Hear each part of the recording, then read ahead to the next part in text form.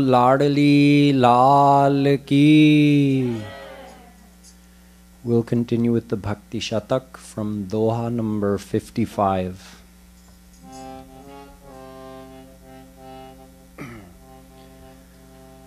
Jai Radhe Krishna Radhe Radhe Radhe Krishna Radhe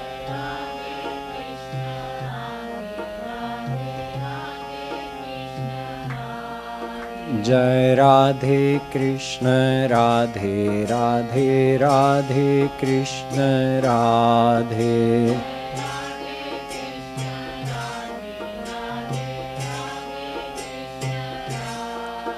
Jai Radhe Krishna Radhe Radhe Radhe Krishna Radhe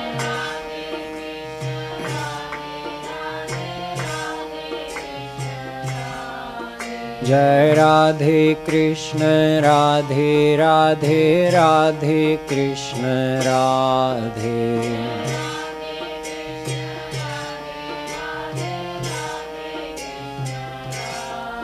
Jai Radhe Krishna Radhe Radhe Radhe Krishna Radhe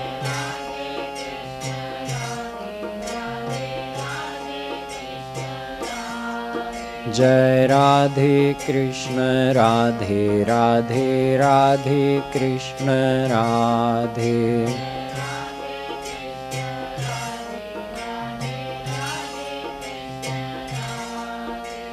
Jai Radhe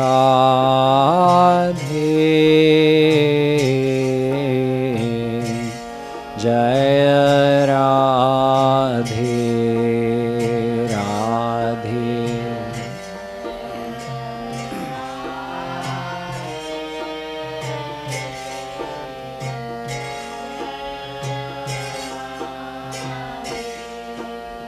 Radhe Jai Radhe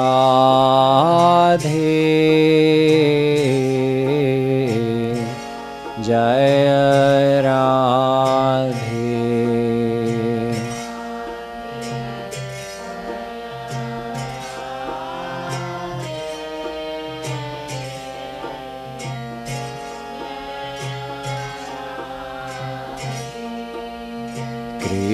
Krishna Jaya Krishna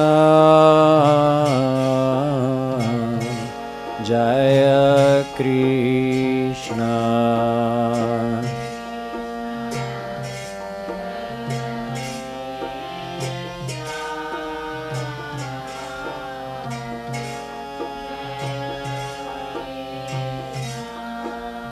Krishna Jaya Krishna Jaya Krishna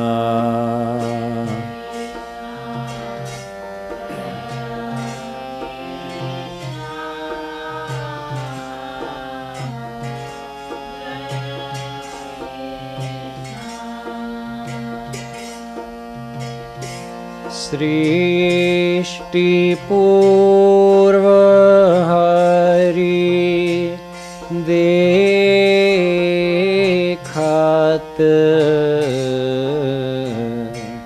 सोचत मृदु मुस्कात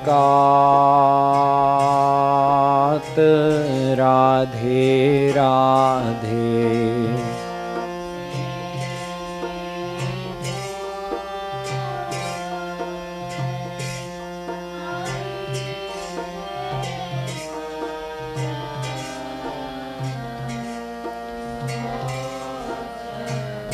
मृदु मुस्कात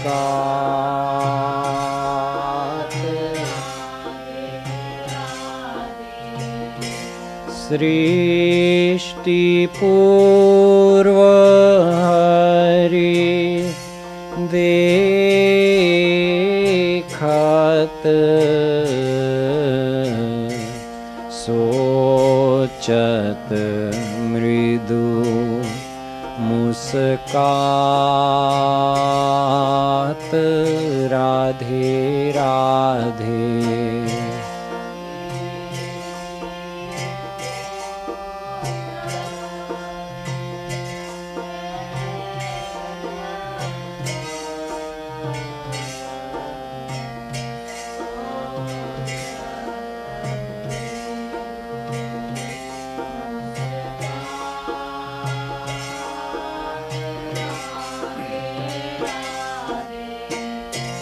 सगुण रूप साकार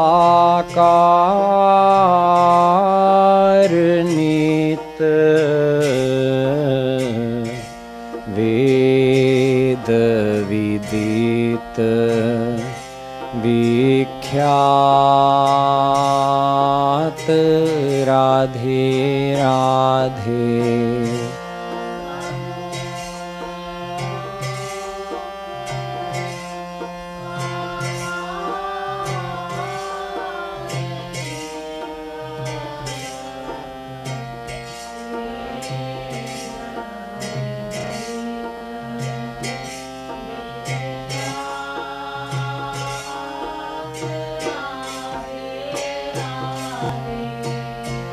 सगुण रूप साकार नित वेद विदित विख्यात राधे राधे।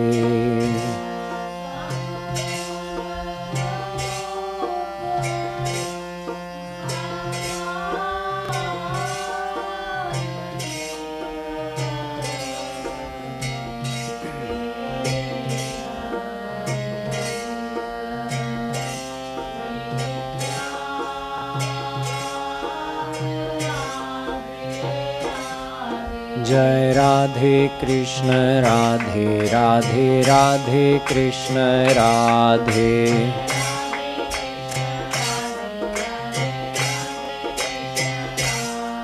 जय राधे कृष्ण राधे राधे राधे कृष्ण राधे।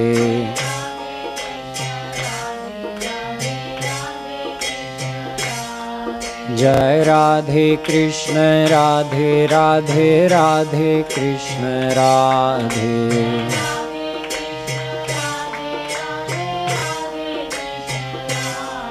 जय राधे कृष्ण राधे राधे राधे कृष्ण राधे।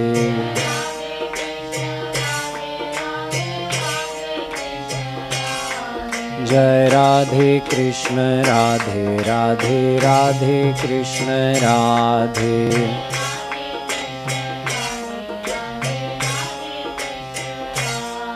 जय Radhe Krishna Radhe Radhe Radhe Krishna Radhe.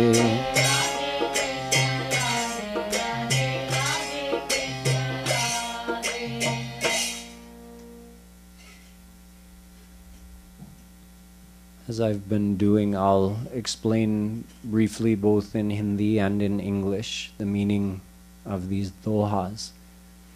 This is a direct translation and beautiful interpretation of a Vedic mantra. Nihshvasitamasya vedah vikshitamasya panchabhutani smitametasya characharam suptam chasya mahapralaya.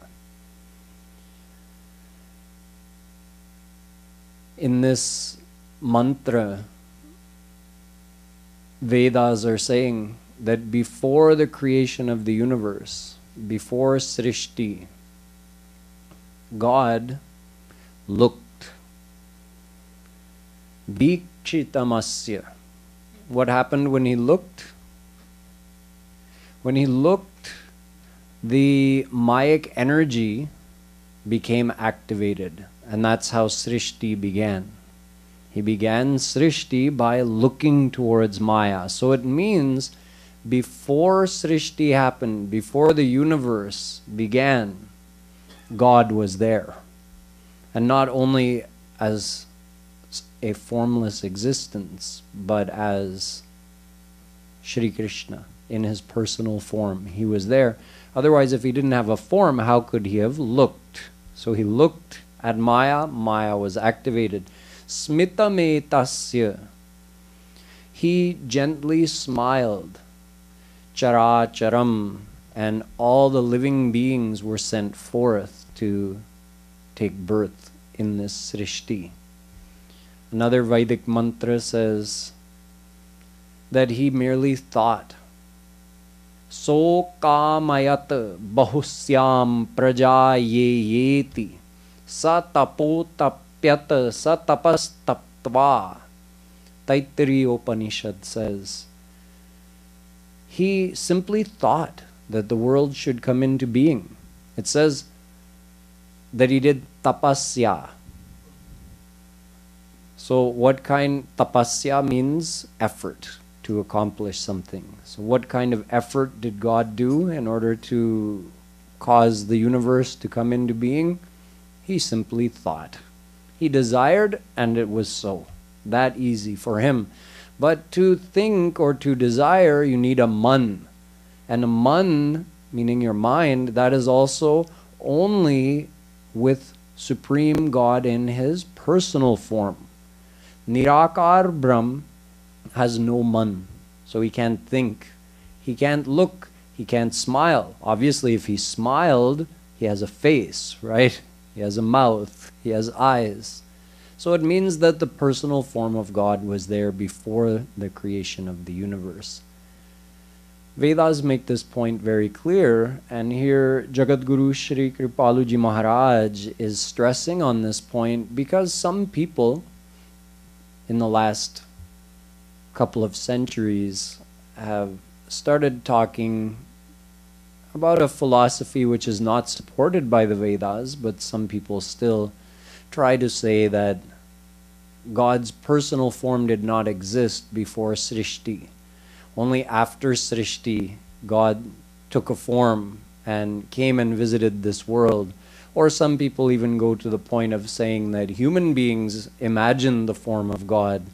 But since Vedas are eternal and God's form is described in the Vedas at many, many places, including in this mantra which is being translated here, so we know that God's personal form is eternal. इस दोहे में एक वेद मंत्र का अनुवाद है. उस वेद मंत्र में कहा गया है कि सृष्टि से पहले भगवान के श्वास से वेद प्रकट हो गया.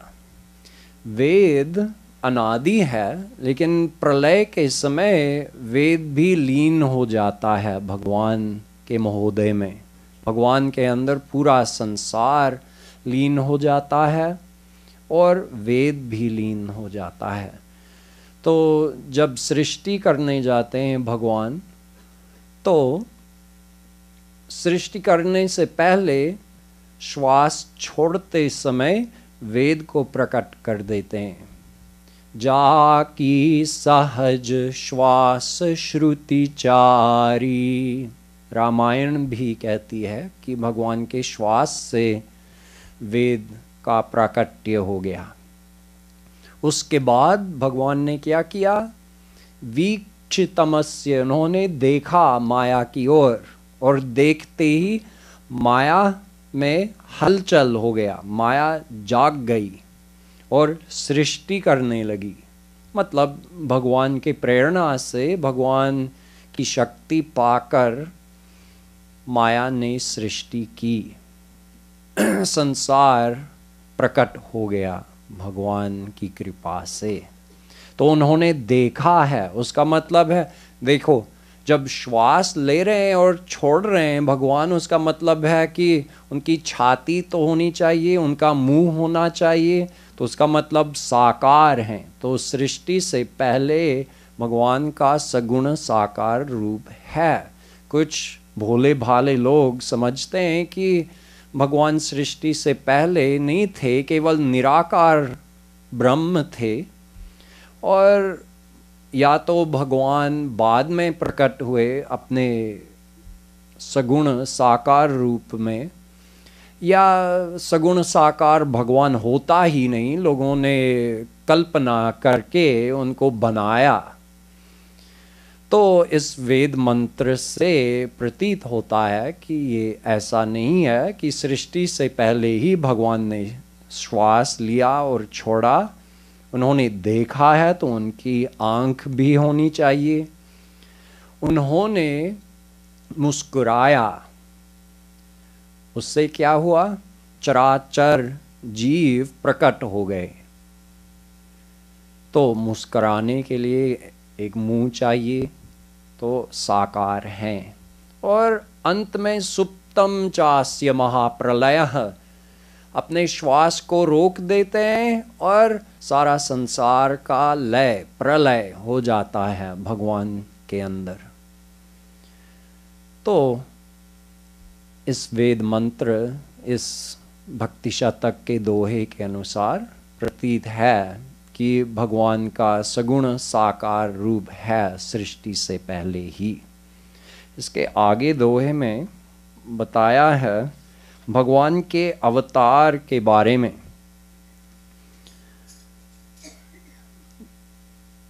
दोहा संख्या 56 में बताया गया कि भगवान अवतार भी लेते हैं। देखिए, सृष्टि से पहले भगवान का रूप होता है, फिर सृष्टि करते हैं और इस सृष्टि में भी सब कहीं व्याप्त हो जाते हैं, सर्वव्यापक बन जाते हैं भगवान। तो उसका मतलब है कि ये पूरा संसार, ये सारा संसार उन्हीं का रूप है। तदात्मानं स्वयं अकुरुत, तैत्तिरीयोपनिषद में लिखा है कि ये संसार भगवान का ही रूप है। भगवान के बिना ये संसार हो नहीं सकता है। भगवान उनका इस संसार का आधार है। तो भगवान ने स्वयं इस संसार का रूप धारण किया और फिर उसके बाद उन्होंने अवतार लिया। उसका मतलब है फिर से प्रकट हो गए हैं इस संसार में। तो भगवान थे अपने दिव्य लोक में, फिर भगवान ने संसार को प्रकट कर दिया। भगवान स्वयं इस संसार का रूप बन गए और उसके बाद भी इस संसार में जो भगवान का रूप है, उस भगवान रूपी संसार में उन्होंने एक और रूप धारण किया है, अवतार लिया, यहाँ आए और अपनी लीलाओं प्रकट की। तो इसमें प्रश्न है कि भगवान अवतार क्यों लेते हैं? कारण हरि अवतार को कृपा अकारण जान, अपर जिते कारण कहे तिन्हि गौण करिमान। रामायण में लिखा है कि हरि अवतार जेहि ते हेतु जेहि होई, इदमित्थम काहि जात न सोई। श्री कृष्ण के अवतार के कारण इतने हैं कि कोई गिन भी नहीं सकता है, कोई बता भी नहीं सकता है, कोई लिख भी नहीं सकता है। अनंत कारण हैं।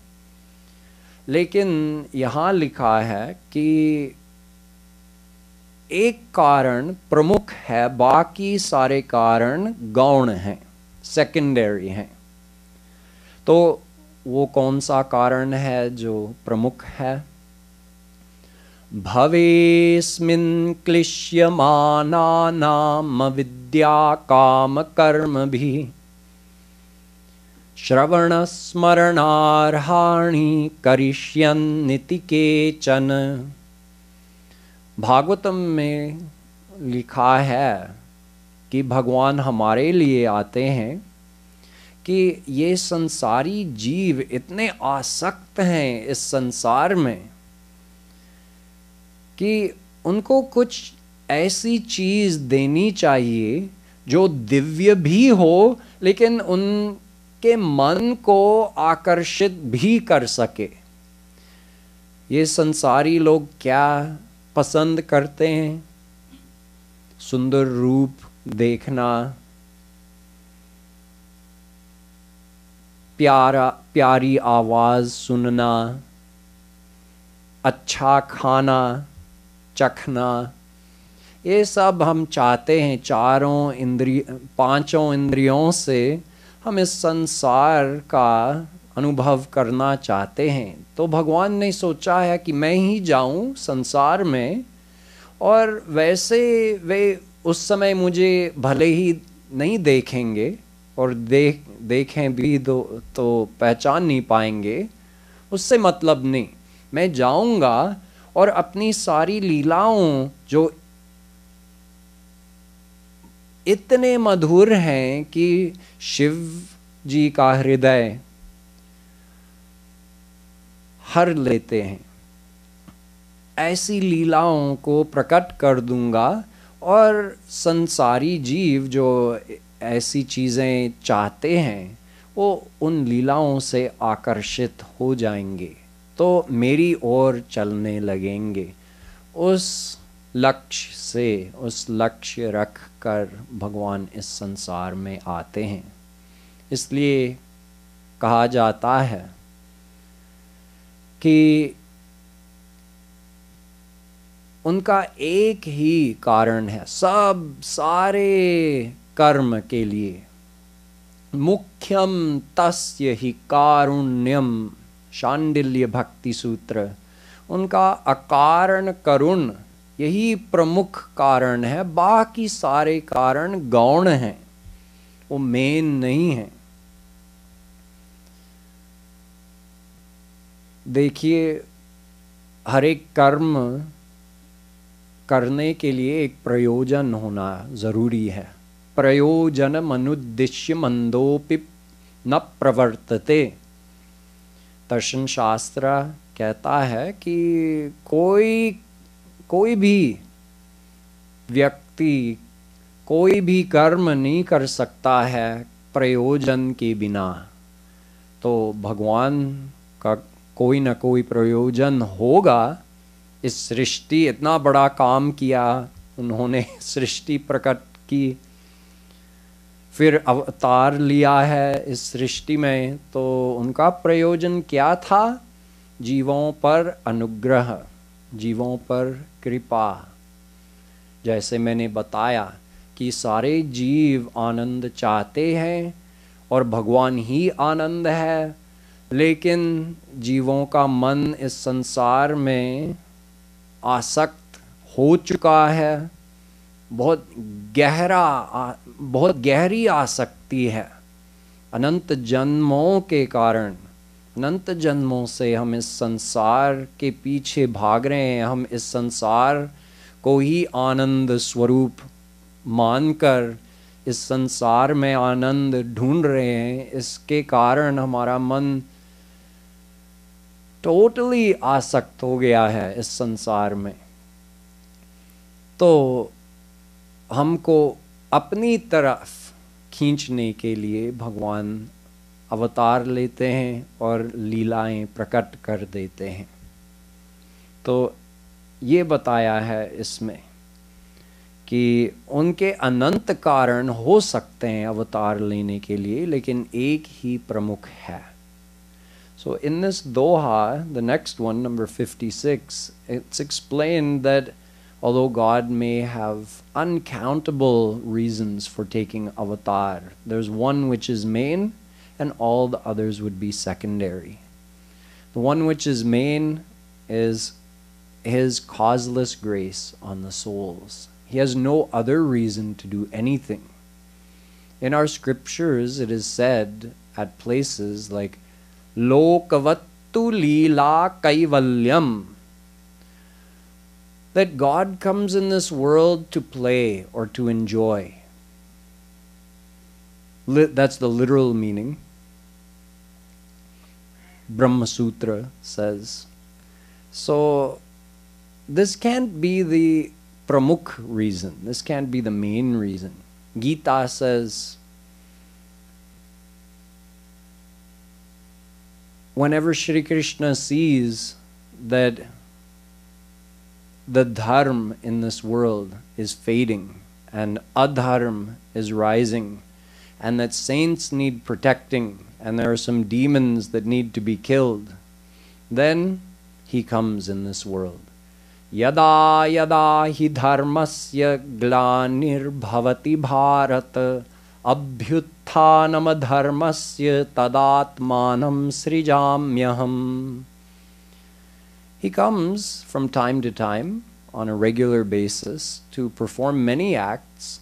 So these reasons which are described, that while he needs to come to kill the demons, that can't be the main reason, right? Because he could have killed any demon he wanted without taking avatar on this earth. He could have just like he thought and the universe came into being, seeing as he sits in the heart of every living being, he could have just thought and the demon would have had a heart attack. There's no need to take avatar, grow up, learn to walk, learn to shoot bow and arrow, go on a huge march all the way to South India, searching for Sitaji, take the help of the Banar Sena to build the bridge across to Sri Lanka, and then fight a war against Ravan. See, all of that is Leela. The Leela was the main thing. He wanted to reveal those Leelas so we would have a way to be attracted to him. Otherwise, if God didn't do any Leelas and all we knew is that he's the greatest, he's the supreme, that's fine for us to respect him and worship him, but in order to love him, we need to have some Leelas where we hear about his beautiful form and where his personality is revealed in order to attract our heart. So you can say that his coming down to kill demons or protect saints, which he can also do without taking avatar. By killing the demons, he would automatically be protecting the saints, and then the saints would automatically establish the dharma. So dharma sansthapanarthaya, also that can't be the main reason. So the main reason is just to come and do leelas. All of the other reasons are secondary. They're incidental. But the main thing is to come and reveal those leelas for us. And that is his akar and karun. He has no reason to do anything for him, his own self. Name parthasti kartavyam trishu lokeshu kinchana nanavaptamavaptavyam varta eva cha karmani. Gita. Shri Krishna says, Arjun, I have no need to do anything. I have nothing binding me to perform any action. There is nothing I need to attain. And yet I still do all of these actions. I do srishti. I come on earth. I take avatar. So why does he do all of that? He doesn't need to, but he does out of the kindness of his heart. So that's what's described in this doha. And there's more about the reasons for God's avatar in the dohas to come.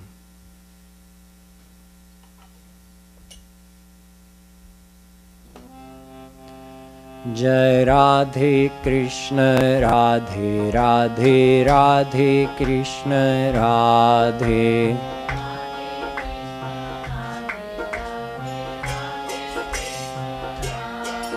Jai Radhe Krishna Radhe Radhe Radhe Krishna Radhe.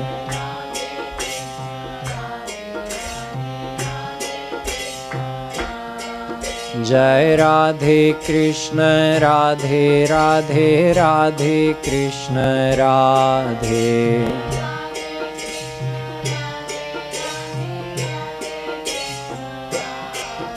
जय राधे कृष्ण राधे राधे राधे कृष्ण राधे।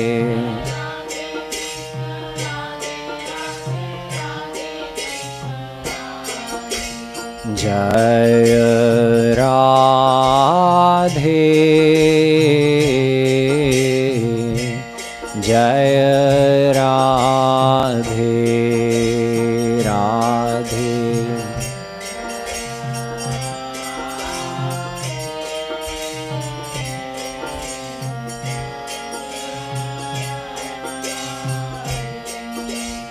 राधे जय राधे जय राधे।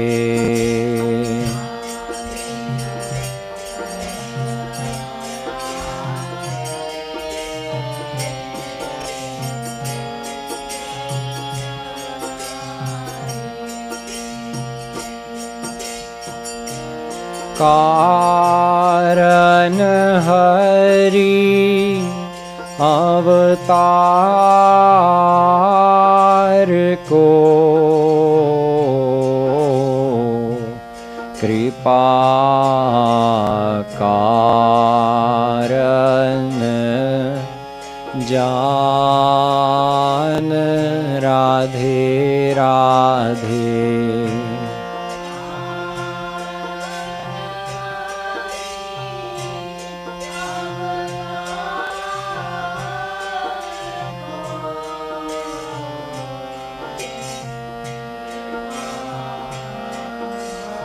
कारण जान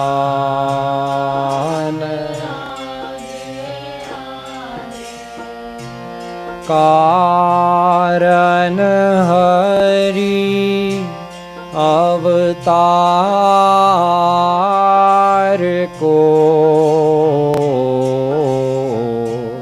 कृपा कारण जान राधे राधे।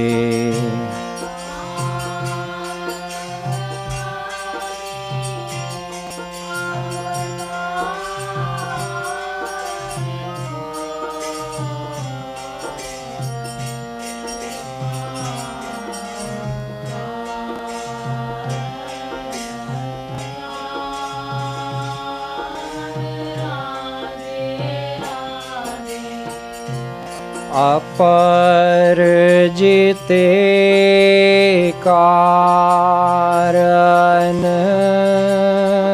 कहे तिनहि गौण करिमान राधे राधे।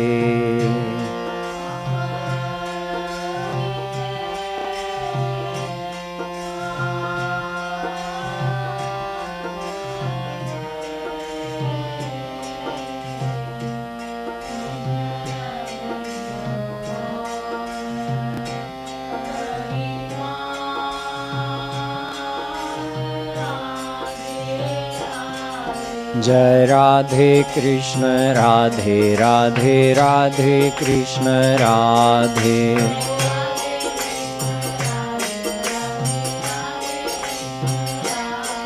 जय राधे कृष्ण राधे राधे राधे कृष्ण राधे।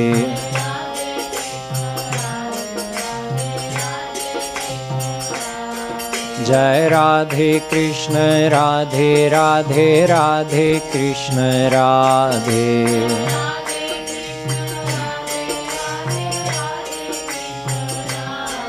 जय राधे कृष्ण राधे राधे राधे कृष्ण राधे।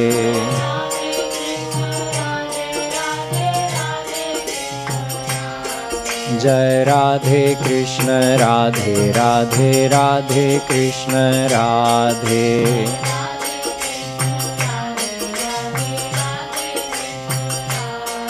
जय Radhe Krishna Radhe Radhe Radhe Krishna Radhe.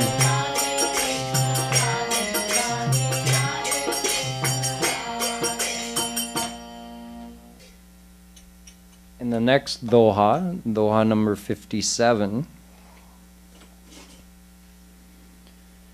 more is explained about the reasons behind not only God's actions, but the actions of God-realized saints. Hari Hari Jan ke karya ko karan kachu na lakhaye, par upakar swabhav vash karat karya jag aaye. Both God and the saints are self-complacent. It means that they're fully happy in and of themselves. They don't need anything from any other person. They don't need anything from any other thing to make them happy. So why would God come here to this world? Why would a God-realized saint come here to this world, or after becoming God-realized, decide to stay here in this world? There's no personal reason that they could have. There's only one thing. They feel happy seeing others happy. Seeing us attain divine bliss gives God and saints even more happiness. So that's what they want. पर उपकार वचन मन काया संत सहज स्वभाव खगराया. The Ramayana tells us that it's just the nature, it's the natural nature, sahaj swabhav.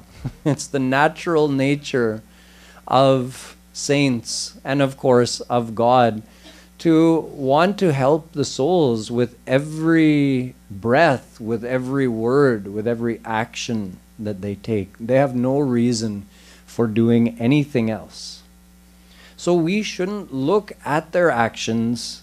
Karan kachu na lakhaye. We should just know this basic point, that that's the one thing motivating a saint or God to do anything, because they have no personal desires remaining. All of their desires are naturally fulfilled since they've attained divine bliss, and God Himself is the form of divine bliss. So knowing this, why would we ever look at an action of God or of a saint and ask the question, why? That's what this doha means. If we're, knowing this, if someone doesn't know it, okay, it can be expected that they may ask such questions. But knowing and understanding this basic point, why would we ever question the reasons behind God's actions or a saint's actions? Now I'll explain briefly in Hindi. इस दोहे में बताया गया है कि क्योंकि भगवान और संत दोनों आत्माराम, पूर्ण काम, परम निष्काम हैं, इसलिए उनका कोई स्वार्थ नहीं रहा है. हम लोग स्वार्थ रख कर कर्म करते हैं. हमारा स्वार्थ एक ही है कि हमको आनंद चाहिए, तो उस आनंद प्राप्त करने के लिए हम सारे अपने कर्म करते हैं. लेकिन भगवान तो आनंद स्वरूप हैं और महापुरुषों ने भगवान को प्राप्त किया है, यानी आनंद को प्राप्त किया है, तो उनका कोई न कर्तव्य बाकी है, न कोई इच्छा बाकी है, न कोई कामना रही है, कुछ नहीं. तो उनको ऐसा रहना चाहिए कि कुछ न करे. संत को और भगवान को कुछ नहीं करना चाहिए. जब उनका कोई प्रयोजन नहीं है, उनकी कोई कामना नहीं है, तो कुछ क्यों करें. जगत गुरु श्री कृपालु जी महाराज हमेशा कहते थे कि यदि संत या भगवान खड़े हो जाएं तो हम पूछ सकते हैं आप क्यों खड़े हो गए? आपको नहीं खड़ा होना चाहिए, आपको ऐसे लकड़ी की तरह लेटा रहना चाहिए, आनंद मग्न। आप क्यों खड़े हो गए? अच्छा मैं बैठ जाऊं। क्यों बैठे? हम लोग खड़े खड़े होके थक जाते हैं ना, तो फिर बैठ जाते हैं। आप तो थक नहीं जाते हैं, आप भगवान हैं, आप तो भगवत प्राप्त महापुरुष हैं, आप क्यों बैठे? अच्छा मैं लेटूं। लेटा क्यों? हम लोग थक होकर सो जाते हैं, सोचते हैं कि बहुत थक गए हैं, अब सोने का आनंद लूं। आप क्यों सोए? आप क्यों उठे? आपने आंखें क्यों खोली? हर जगह हम पूछ सकते हैं। लेकिन यदि हमको ये ज्ञान है कि उनका हर एक कार्य हमारे लिए है वही, और कोई कारण नहीं है, जो भी करते हैं हमारे ऊपर कृपा करने के लिए, हमको प्रेरणा देने के लिए, या हमको मतलब भगवान की ओर प्रेरित करने के लिए, हमको सिखाने के लिए, उदाहरण स्थापित करने के लिए, वो सब हमारे लिए करते हैं। तो जब हम ये पॉइंट जानते हैं और मानते हैं तो फिर क्यों पूछेंगे? जब हमने ये माना है, जाना है, तो अब कभी पूछना गलत है कि भगवान ने ऐसा क्यों किया, अमुक संत ने ऐसा क्यों किया। पूछना ही गलत है, क्योंकि जवाब हमारे पास है, ऑलरेडी है हमारे पास। हम जानते हैं हमारे लिए किया है, हमारे लिए किया है, जो भी किया है जीवों के लिए, जीवों पर अनुग्रह करने के लिए किया है। आगे वाले दोहे में और भी वर्णन है इस विषय का, तो आगे हम बताएंगे। जय राधे कृष्ण राधे राधे राधे कृष्ण राधे।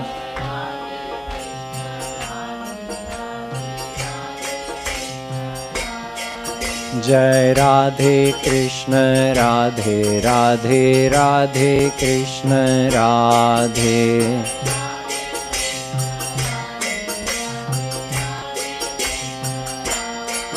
जय राधे कृष्ण राधे राधे राधे कृष्ण राधे।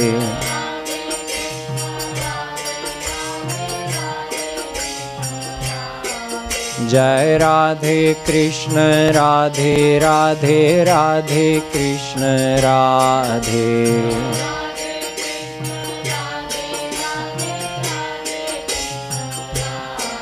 जय राधे कृष्ण राधे राधे राधे कृष्ण राधे।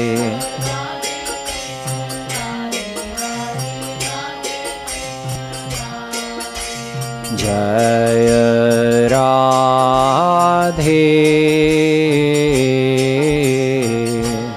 जय राधे राधे।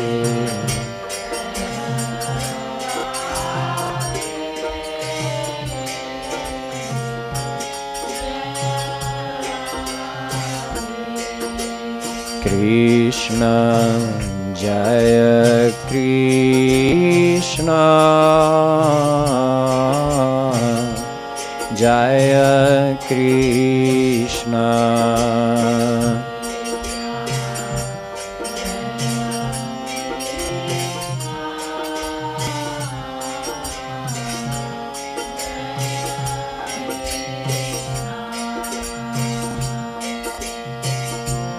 हरि हरि जन के कार्य को कारण कछु न लखाय राधे।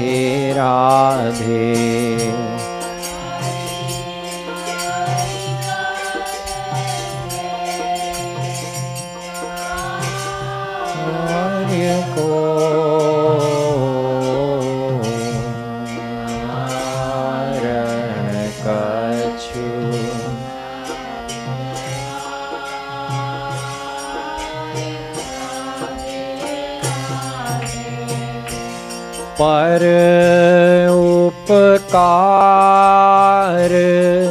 स्वभाववश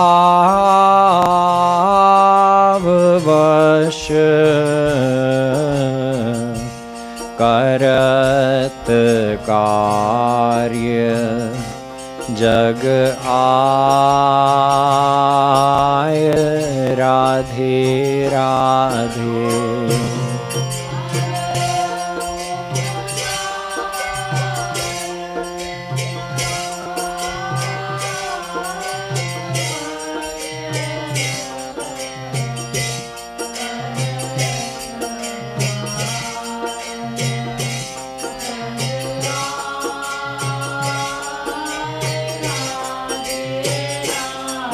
जय राधे कृष्ण राधे कृष्ण राधे कृष्ण राधे।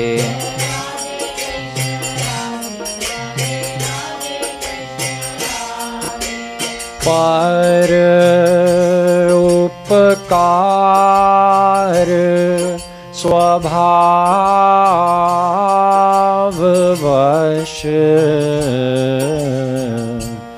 करत कार्य जग आय राधे राधे।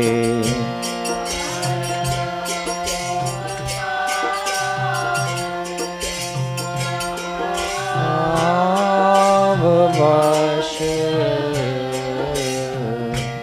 करत कार्य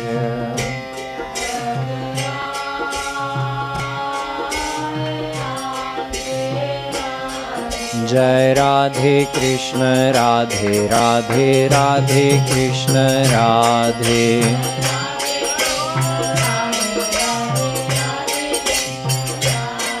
जय राधे कृष्ण राधे राधे राधे कृष्ण राधे।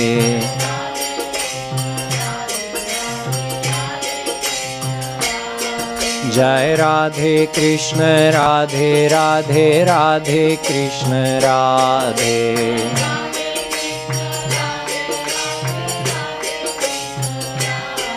जय राधे कृष्ण राधे राधे राधे कृष्ण राधे।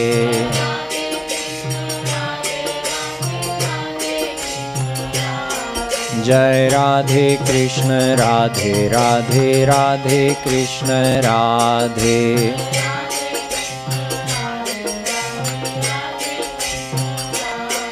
जय राधे कृष्ण राधे राधे राधे कृष्ण राधे।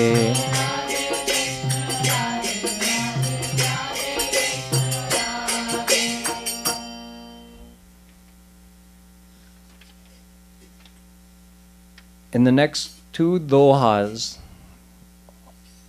आगे दो दोहे में श्री कृपालु जी महाराज बताते हैं कि हरि हरिजन के आचरण मायामय मत जान, उनके चरित्र अलौकिक माया क्रीड़ामान। और हरि हरिजन के अटपटे चरित न बुध लखी पाए, अति विचित्र गति दुहुन की रसी कहीं समझी सकाए।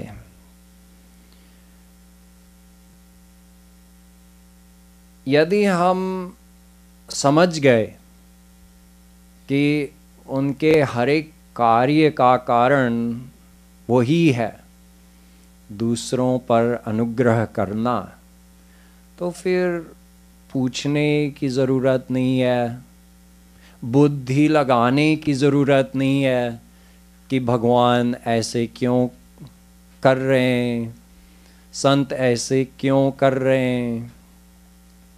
पूछने की ज़रूरत नहीं है, देखने की ज़रूरत नहीं है उस ओर।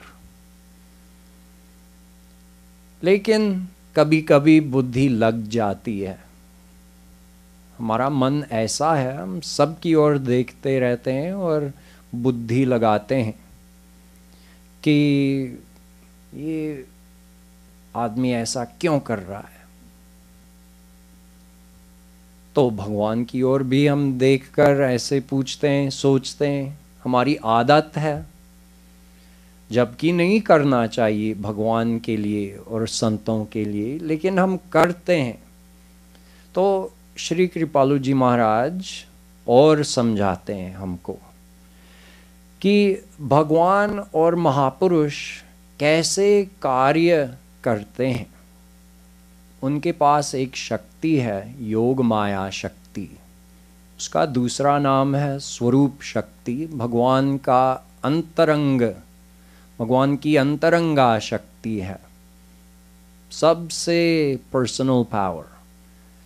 उस योग माया शक्ति से भगवान अघटित घटना पटीयसी, जो भी हमारे लिए असंभव लगता है भगवान के लिए संभव है।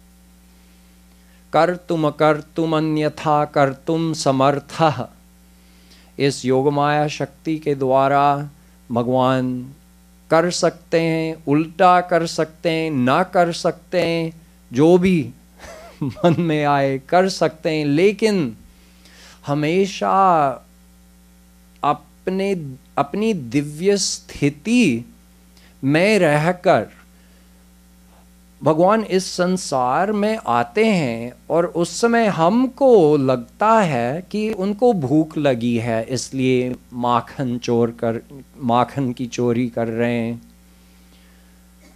उनको अकेलापन अच्छा नहीं लगता है, इसलिए अपने ग्वाल बालों के साथ खेलने जाते हैं।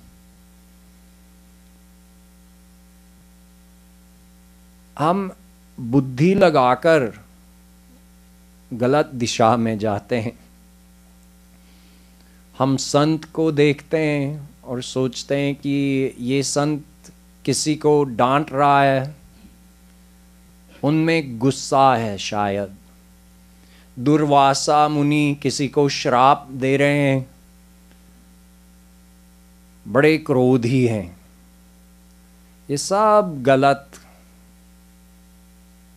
हम सोच रहे हैं, एकदम गलत। संत और भगवान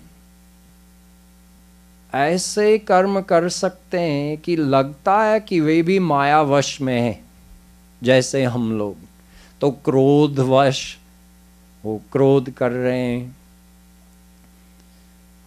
कामनाओं के वश में होकर कोई भी कर्म कर रहे हैं हमारे जैसे। क्योंकि हम नहीं समझ सकते हैं कि प्रहलाद ने भगवत प्राप्ति के बाद ब्याह किया है और बच्चों को पैदा किया है, लेकिन उनमें कामनाएं नहीं है, कोई संसारी कामना नहीं है, न काम, न क्रोध, न लोभ, लेकिन युद्ध कर भी रहे हैं,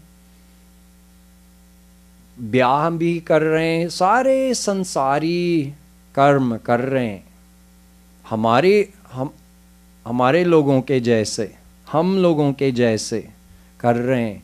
लेकिन वे किस शक्ति से कर रहे हैं? योग माया शक्ति से कर रहे हैं। और हम माया से करते हैं, माया के वश में हम लोग करते हैं, और भगवान योग माया के बल से करते हैं। तो हम लोग बंधे हुए हैं इस माया में, और जब तक माया रहेगी तब तक काम, क्रोध, लोभ सब रहेंगे। और जैसे ही हम माया को पार करेंगे, वो जितने माया के सेनापति हैं, काम, क्रोध, मद, लोभ, ईर्ष्या, द्वेष, सब कुछ भाग जाएंगे। तो भगवान मायातीत हैं, मायाधीश है, महापुरुष मायातीत हैं, उनमें कोई माया का विकार्य नहीं है।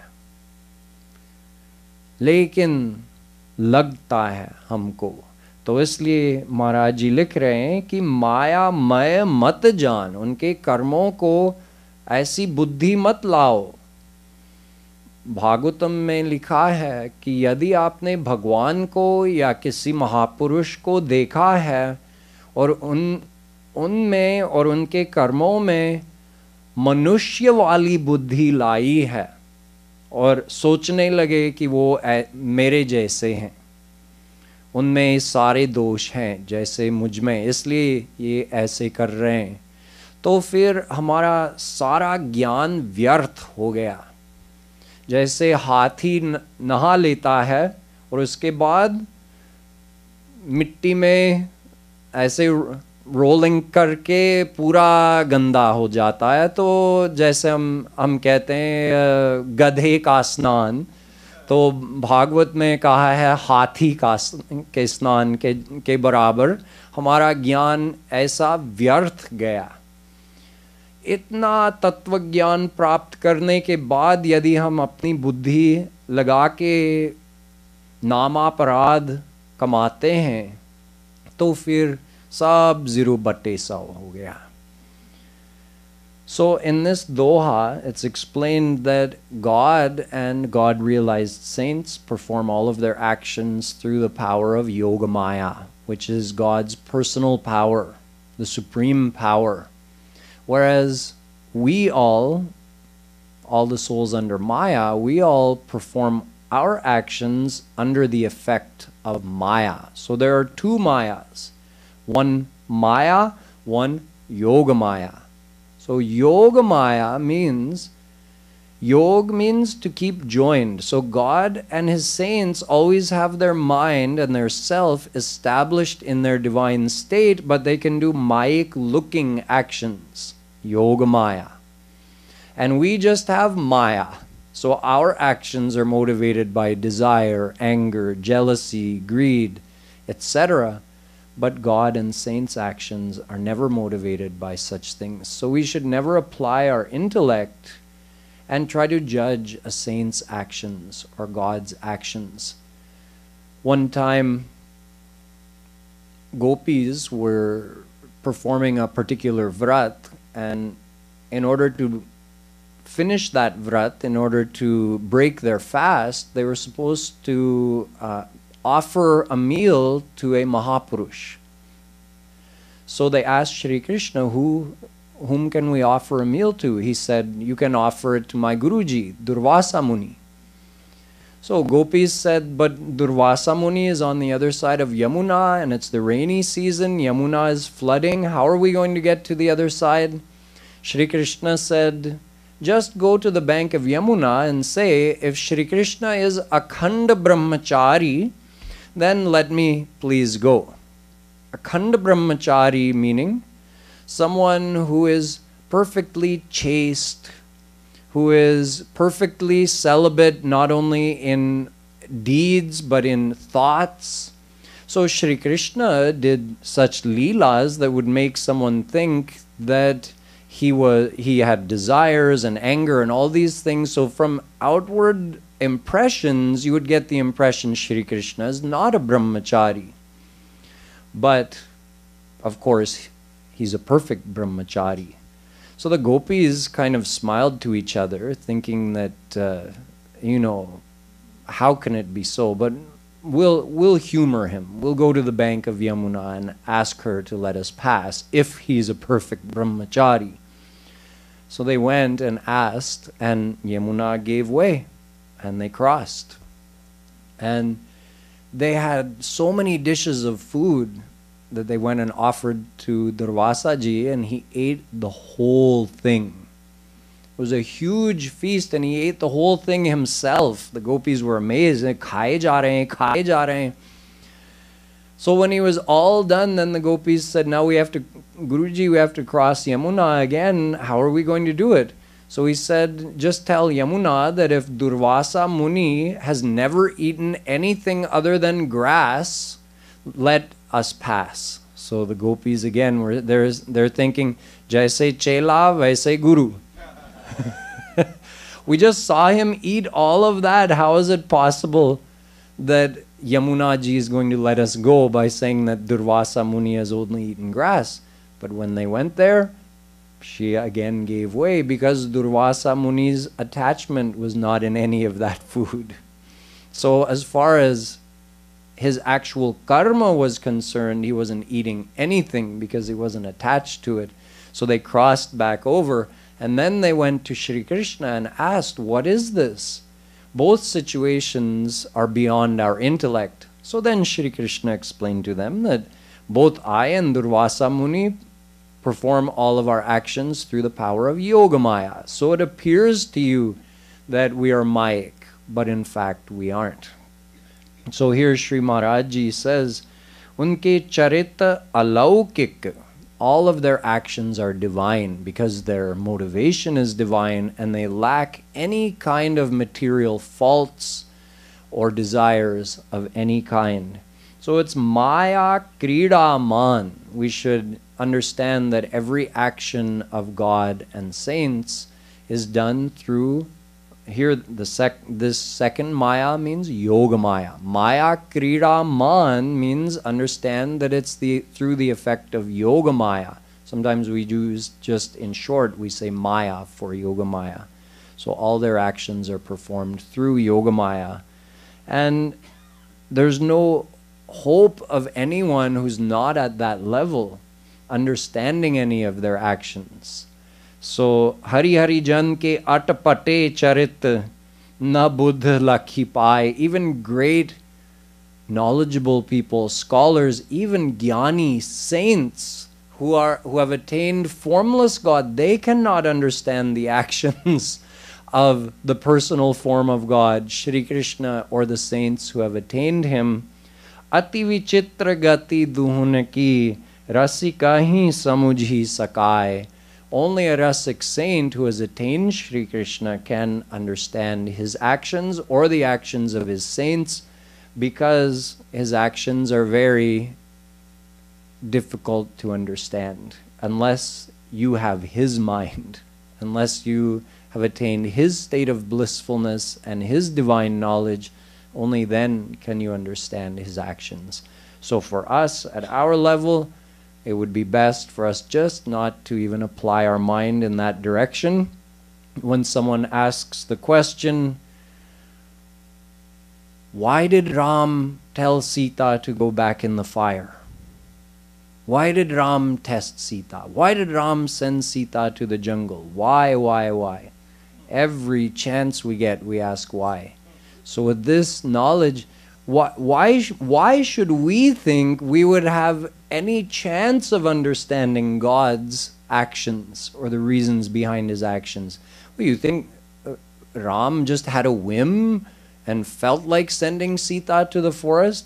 He must have had a divine reason. Sita and Ram are one and the same. So although Sita may be doing acting in the Leela that, oh, I'm separated from Ram, when is Ram going to come to me? Ram is Sita and Sita is Ram. So why ask why? The whole thing is beyond our intellect. Just take the ras of that Leela. He did those Leelas to attract our mind, or to give different people with different nature in their mind, because everybody's different. So He performed all kinds of different Leelas to attract the minds of all the different people, depending on what type of Leela they would be attracted to. That's all we need to understand. Whatever are the divine reasons behind it, we'll understand when we get to that level, or maybe when we rise a little higher in our devotion, we'll be able to understand some of it. तो इस आखिरी दोहे में जगत गुरु श्री कृपालु जी महाराज ने समझाया कि केवल रसिक लोग रसिकों के रहस्य समझ सकते हैं, और रसिक शिरोमणि भगवान श्री कृष्ण का रहस्य समझ सकते हैं। इसलिए उनके अटपटे लीलाओं को देखकर हमको अपनी बुद्धि नहीं लगानी चाहिए। बस ये समझे रहना कि उनका जो भी कार्य है वो जीवों पर कृपा करने के लिए है। जो भी लीला कर रहे हैं हमारे ऊपर कृपा करने के लिए ही है, और उस नामापराध से हम बच सकते हैं। नामापराध सबसे बुरा कर्म माना जाता है। तामस कर्म से भी नीचा है वो नामापराध। नामापराध माने भगवान या भगवान के महापुरुषों के प्रति अपराध। बाकी जितने अपराध हैं वो सब मायिक जीवों के प्रति हम करते हैं ना, लेकिन हर एक अपराध का लेवल होता है और उस लेवल, उसमें भगवान देखते हैं कि किसके प्रति अपराध हुआ है। तो जब भगवान के प्रति हम अपराध कर रहे हैं बुद्धि लगाने के कारण, या संत महापुरुषों के प्रति हम अपराध कर रहे हैं, वो सबसे खतरनाक कर्म है। उसके कारण हमारा हृदय बहुत जल्दी गंदा हो जाता है और भगवान की कृपा जो पहले भी हमको मिल रही थी अपने हृदय में, वो भी कट जाएगा। हम अंदर से ही कनेक्शन कट रहे हैं उस नाम अपराध करने से, तो हमको उससे बचना है कि नाम अपराध न करें, अपनी बुद्धि न लगाएं भगवान की लीलाओं में, बस उस लीला का ध्यान करना है और उससे मन की शुद्धि करो। वो भक्ति है, बुद्धि लगाना भक्ति नहीं है। हाँ, कुछ चीज़ों में लगानी चाहिए, जैसे समझने के लिए कि जीव क्या है, ब्रह्म क्या है, हमारा उनसे क्या संबंध है, लेकिन लीलाओं में लगाना गलत है। तो ऐसा इस दोहे में समझाया गया है। अब हम ये आखिरी दो दोहे गाएंगे, from 58 to 59 we'll sing now with the time we have left.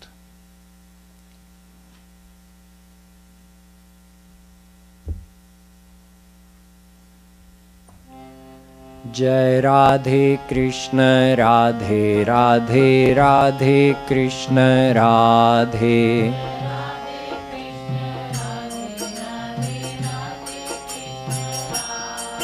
जय राधे कृष्ण राधे राधे राधे कृष्ण राधे,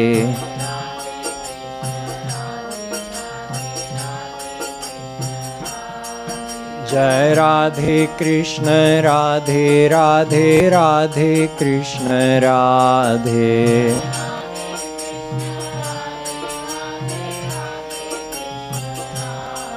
जय राधे कृष्ण राधे राधे राधे कृष्ण राधे,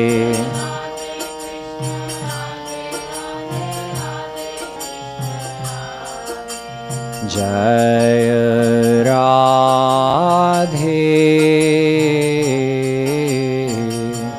जय राधे।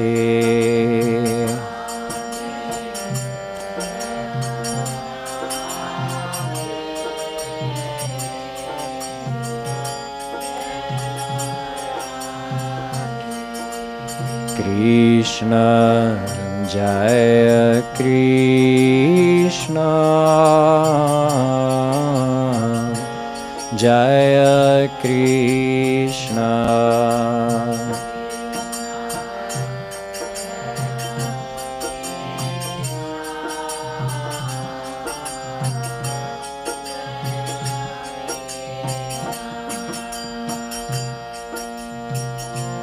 हरि हरि जन के आचरण, मायामय मत जान, राधे राधे।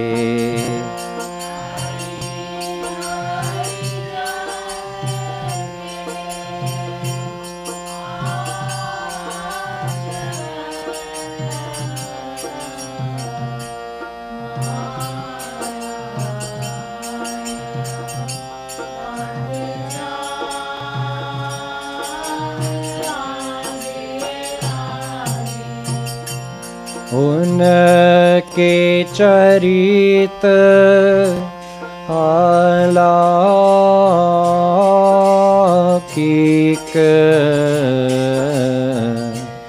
माया क्रीडामान,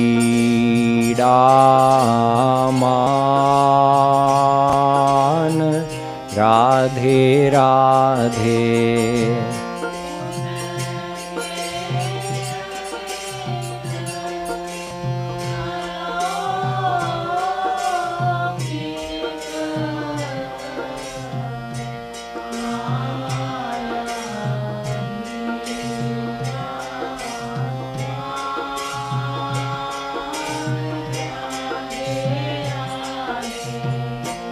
हरि हरि जन के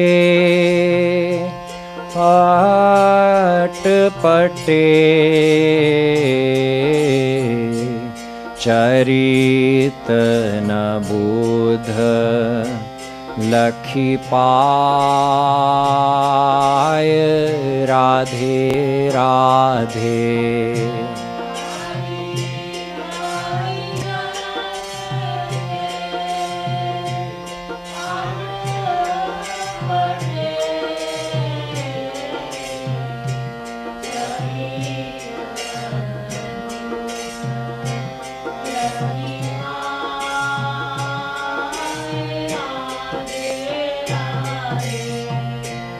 अति विचित्र गति दुहोन की रसी कहीं समझी सकाय राधे राधे।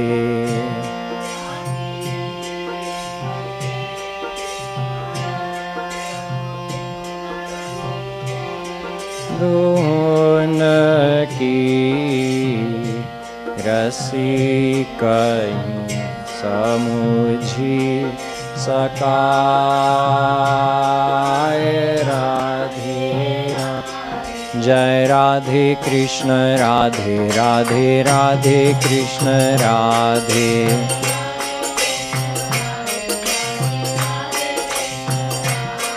जय राधे कृष्ण राधे राधे राधे कृष्ण राधे।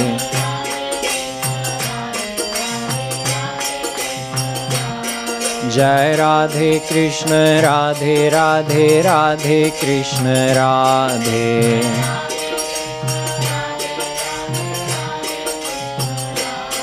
जय राधे कृष्ण राधे राधे राधे कृष्ण राधे।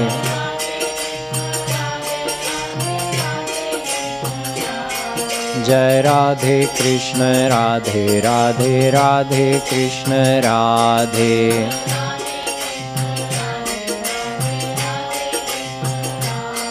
जय राधे कृष्ण राधे राधे राधे कृष्ण राधे।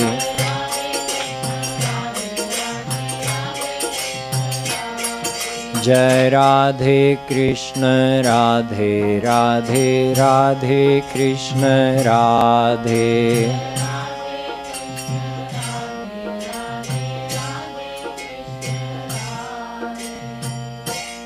अलबेली सरकार की, श्रीमद सद्गुरु सरकार की जय। जय श्री राधे।